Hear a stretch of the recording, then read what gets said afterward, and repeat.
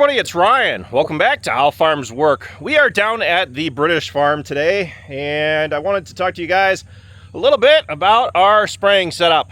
So this is the first time we've done any amount of spraying in a very, very long time on our row crops. So Travis has the 3-point sprayer that he's used to put radiate down on the grass down at the valley. This is the first time we're doing any kind of spraying on our own on the row crops. So now that we have a drone of our own, we're looking at doing more fungicide during the summer. I'm excited to get this thing put to work for doing a lot more of our own spraying as well, whether it be spot spraying, spreading fertilizer in the future, and doing cover crop test trials, stuff like that. So we just got our DJI T50 from Agri last month, and we are officially set up to do all of our fungicides. So I'm just going to talk a little bit about our sprayer setup that we've got, why I'm choosing to do it like I am, and things that I think I can do to improve in the future. So just this morning I went and did 18 acres at the farm. That took about 30 minutes, including setup. And I had Hannah bring the other truck down, and that way I've got the bulk load set up right next to us. So one of the biggest questions with the drones is, can you really cover that many acres? That's the question that I had most prominently in the beginning, and that's the question that I get asked the most often. And I would say that definitely these drones can hold their own weight, especially around a farm like our own. Not only that, but I do see the possibility for doing some custom spraying of our own as well going into the future.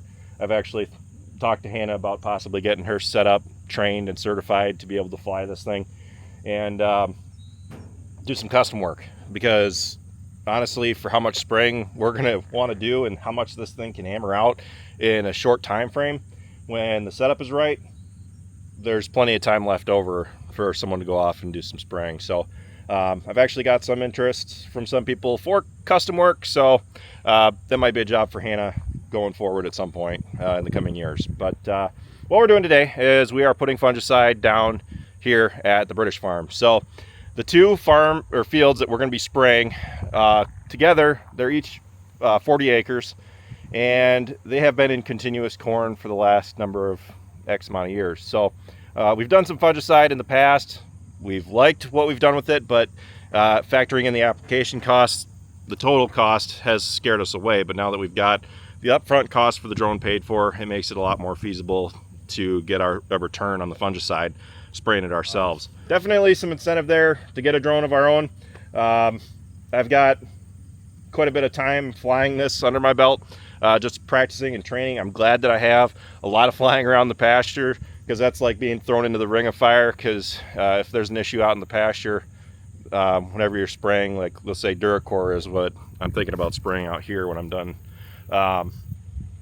If you have an issue where the obstacle avoidance gives you problems, you need to be able to know how to shut that off or quickly find a spot to land. And both of those situations for me have arisen before.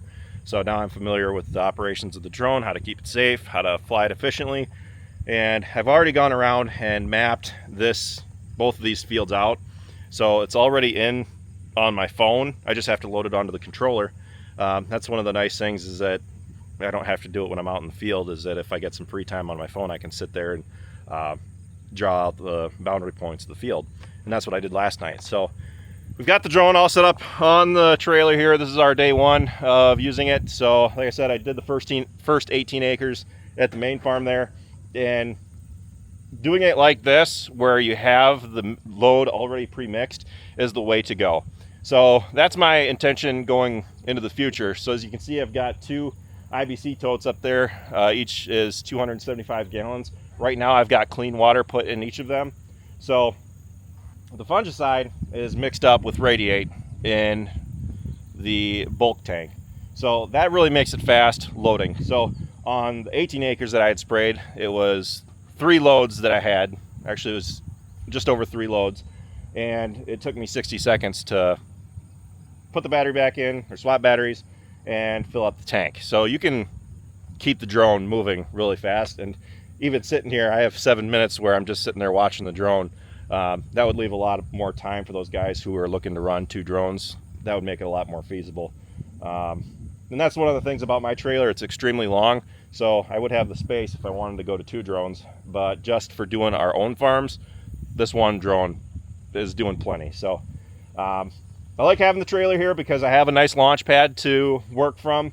I don't have to land it on the ground. Both of the fields that we're working today, we have a nice view over the entire field. Hannah and I actually ran up to Columbus, Wisconsin a couple days ago to pick up our generator. The shipper had sent it up to their shipping facility, and it had sat up there for 4 days, and in the end they were going to let it sit at their facility for a week before they delivered it, and it hadn't shipped after 4 days. I knew I wanted to do some spraying today, so I saw if I could run up there and grab it myself, and I did. The nice thing about having the IBC totes is that I can custom mix loads, and I can load these up with clean water and then just hot mix it right inside the drone. So if I want to do any kind of, right here, I would do a pasture spray quick, and that gives me plenty of clean water to rinse the drone out when I'm done, so that I can go back to spraying fungicide out. It's really important to have plenty of clean water in case you need to wash your hands or anything, you get anything on you. So what do you say we fire up the drone?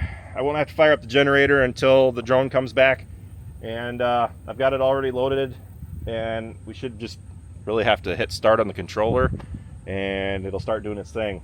After about 7 minutes, it'll come back in, and we're doing 5.25 acres per load right now. So we are running at a 2 gallons per acre minimum.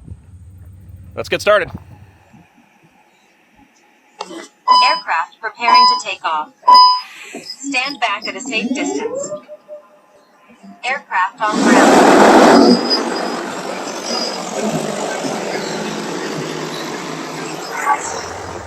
Aircraft preparing to take off.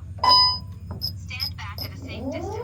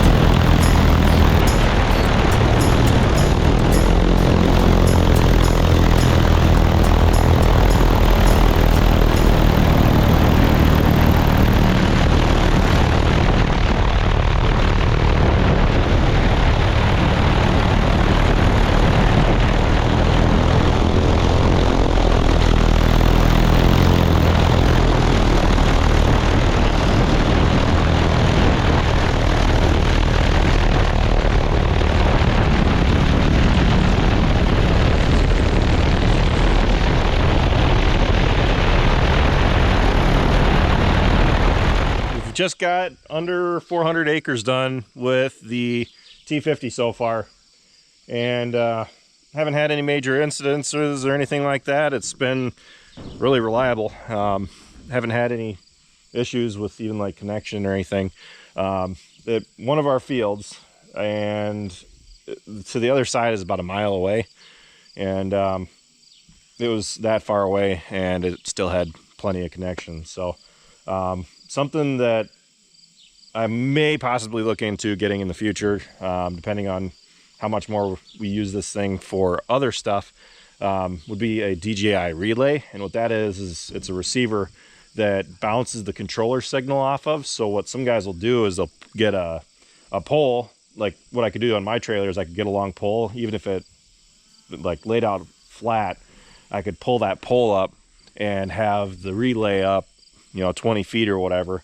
And that makes it that much easier for the controller to get a signal out to the drone, no matter how far away it is. But one more good day of running, we should have everything done for fungicide, except for a couple test trials on the soybeans.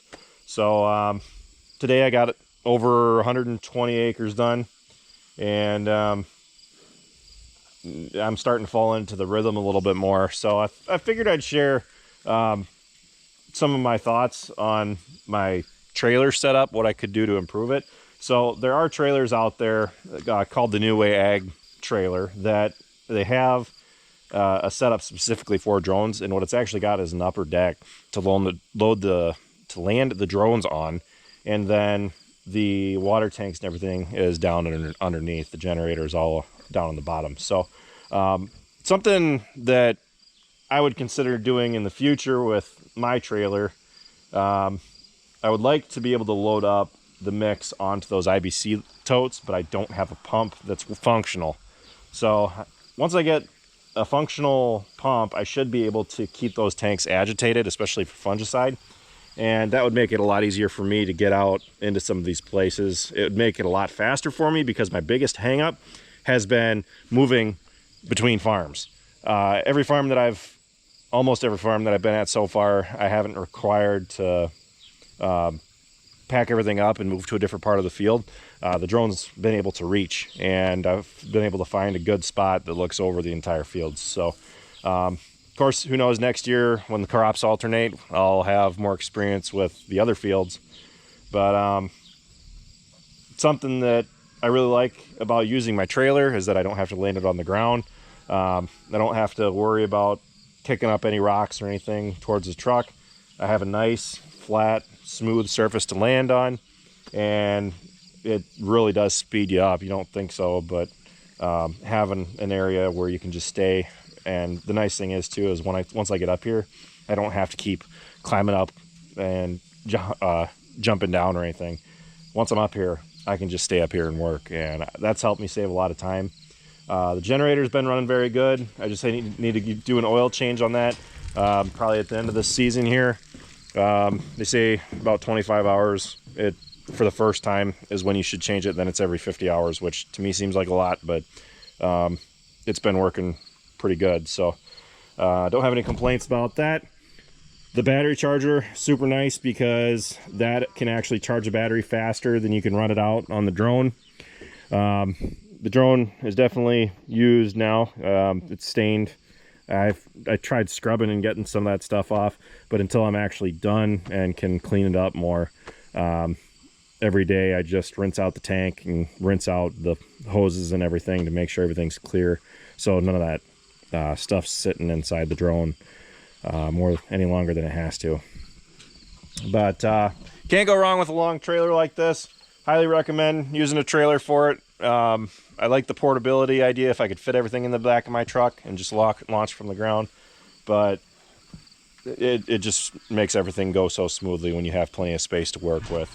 And so far I've been able to get in everywhere with my long trailer. So those are my first few thoughts with the DJI T50 from Agri. If you guys are interested in a drone like this, you can go down into the description. There's a link down there where you can get connected with your local Agri dealer. I'm excited to use this thing going into the future, especially going into the next year, having a full season in front of me. numerous times we could have used it this summer with all the rain that we had gotten. So I'm really excited. It's just, I'm tired. The nice thing about having this drone is that, and it's really not that difficult swapping the batteries out. I actually would think that running 2 drones would be even more feasible, because once you get the first drone out there, you can sit and watch it like I do. But there's plenty of time there where you could get up another drone pretty easily. And especially on a trailer like this, I have the room for it. So, but that's not going to be for at least until I start doing custom applicating, which is going to be as early as next year.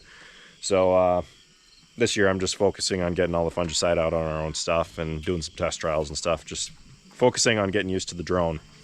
And so far, haven't had any problems. I'm just wrapping up now, so I've got the drone parked next to the trailer. I just rinsed it out. You always want to make sure at the end of every day that it's getting completely cleaned off and running fresh water through it, just to make sure that you're reducing any kind of corrosion that you could be getting by leaving the stuff that you're spraying, depending on what it is, in the tank and on the drone. So I've got my fresh water run through it. Now I just need to fire it up, get it back on the trailer. I actually ran out of insecticide. All the continuous corn down here is getting an insecticide mixed in, and I just ran out. So I need to get some more of that, but I'll do that tomorrow. But I will be coming back here. I've got this farm over halfway done. And so far, haven't had any issues with the drone. It's been working flawlessly. At first, it's a little daunting getting used to, but after a while, once you're familiar with everything, the mapping, especially making sure that you know you have all the trees mapped out, so you have the path pre-planned, that reduces any fears that, okay, it's gonna try to fly through these trees, make it a shortcut coming back to your landing point. So I've been careful to, I've been drawing obstructions around the trees in the pasture so that the drone always comes back through a clear path. So I'm done for today. I'm gonna wrap up and throw this back on the trailer, leave it here, come back tomorrow and continue where I left off.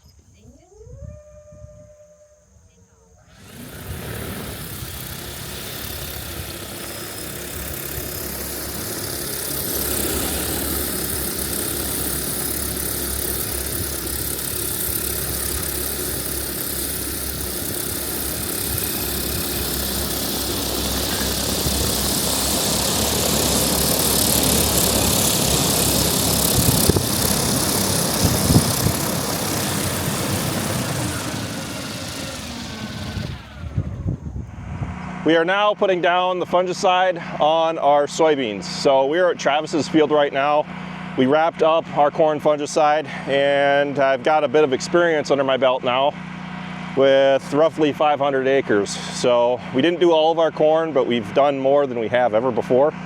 And it's been a learning experience. So now I've moved over and I've done a couple test strips on my own beans. Travis wanted this field done because Andrew says that it needs it. So what this field's actually getting is a fungicide as well as an insecticide.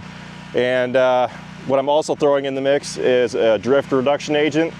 So on a day like today, we are well within the label specifications for spraying. There is a mild breeze. So by using a drift reduction agent or a DRA, you can actually get those particles more down to the ground. It makes the particles heavier, it makes them larger, so they are less likely to drift. On the fungicide, you're not as worried about toasting off, the neighbor's pumpkin patch or anything. So it's not necessarily as important to put a DRA down when you're doing fungicide, but with the soybeans, and if there's a light breeze, I'm throwing it in there. So I really like this field because when you do straight stretches that aren't a lot of small strips, you can work so much faster. So we're actually already a quarter way done with this field, and it's a 50-acre square. This has been a learning experience so far. There's definitely a couple things that I'd like to change, or I could see that certain things would be nice. One of them would be, I really would like to get a pump back on these IBC totes, because when I'm using them, like today, for example, I'm mixing the loads as I go, which is slower in one aspect because you're constantly having to throw the chemicals in. So what I like to do is while I'm waiting for the drone, I'll fill my pitchers up with the next load. So then that way it speeds up the refilling time to get it back under a minute, because making sure that everything keeps moving is how you keep up your efficiency with the drone spraying. And I've seen some people asking me on my Snapchat, is that, you know, is it really good for the large fields or is it really only good for the smaller ones? And to be perfectly honest, it's good for both. These drones aren't meant to replace a ground rig. You can use them in place of one, maybe not for every single pass, but I intend on using it for as much as I possibly can next year. And so far it's been really smooth sailing for me. And one of the things I'd like to do, or maybe not on this trailer, but if I were to get a drone trailer, something that would really be nice is an area to always take off on the trailer like I've got, but maybe put up some kind of box or something, even like a welding booth on the trailer, to keep the drone separated from me, because it can be kind of scary. What I've noticed is that in the camera view, this thing is way bigger than in person than it appears to be through the camera.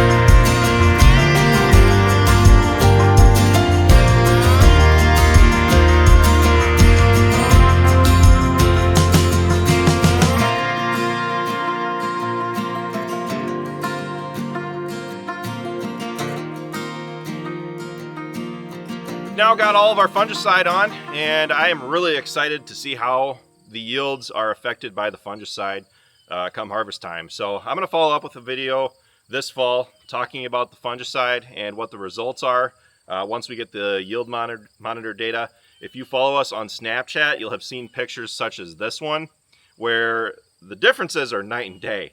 So we did most of the corn with our fungicide. I didn't do as many check strips there. However, in the beans, half of my fields were done with fungicide, and what I did was I actually drew out a line perpendicular to how the rows lay, and I was hoping that you'd be able to tell a difference when you drive through it with the combine, and you can already see that difference visually on those fields. What's interesting is that not all of the fields that I spray have quite as distinct of a difference there. So once I have all that data on the yield monitor, I'll follow up with the video this fall. With the drone, since we got it pretty late in the season, it still managed to save us over $6,500 in application costs that I worked out that we saved between the three of us. So that's pretty exciting, and I'm excited to be able to spray more next year regarding herbicides and insecticides as well. So really looking forward to next year and what that has to bring. If you're interested in a drone for your own operation, be sure to go to the link in the description where you'll get hooked up with your local Agri dealer and get a quote for a drone out on your farm. So be sure to stay tuned for upcoming videos. We also took the drone out, did some cover crop. We also spread some urea out on the pasture to try to get some early fall growth out there as well. So anyway, that's pretty much it for this video, guys. Be sure to check out all of our other videos. Be sure to like, comment, and subscribe. And be sure to follow us on Facebook, Instagram, TikTok, and Snapchat, all how farms work. And with that, we'll see you next time.